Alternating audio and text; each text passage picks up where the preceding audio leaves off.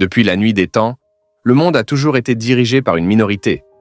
Que ce soit dans les empires anciens, les monarchies ou les républiques modernes, une élite a toujours tiré les ficelles, pendant que le peuple croit avoir le contrôle.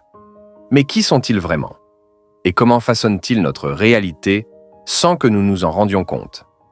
L'idée d'une élite secrète manipulant le monde peut sembler être un simple mythe, mais lorsque l'on regarde l'histoire, une constante apparaît.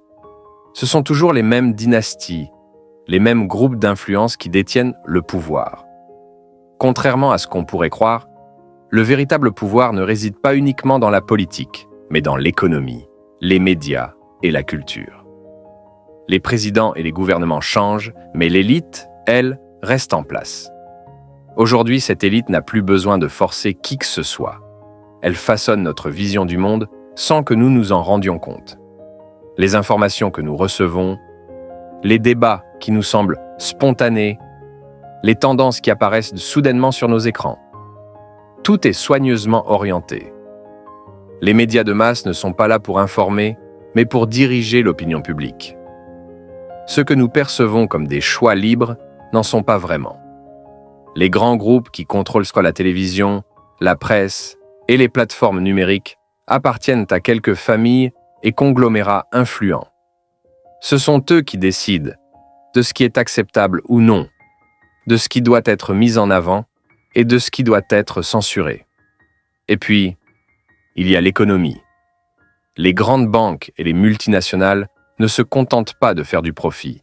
Elles influencent directement les politiques des États. Un pays qui refuse de se plier à leurs règles subit des pressions économiques, des sanctions, voire des interventions déguisées en crise. Pendant que les populations croient à des conflits idéologiques, les véritables enjeux sont souvent économiques. Le plus grand génie de cette élite, c'est d'avoir réussi à nous diviser. Plutôt que de s'unir contre ceux qui détiennent réellement le pouvoir, les gens se battent entre eux. On nous pousse à choisir un camp, à nous identifier à des idéologies, à des conflits qui, au final, ne profitent qu'à ceux qui sont déjà au sommet. Alors, que faire?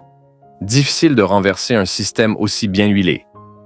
Mais la première étape, c'est de voir au-delà des apparences, de comprendre que tout ce qui nous entoure n'est pas aussi spontané qu'on le croit. Ce n'est qu'en prenant du recul, en remettant en question ce que l'on nous présente comme une évidence, que l'on peut réellement commencer à voir le monde tel qu'il est.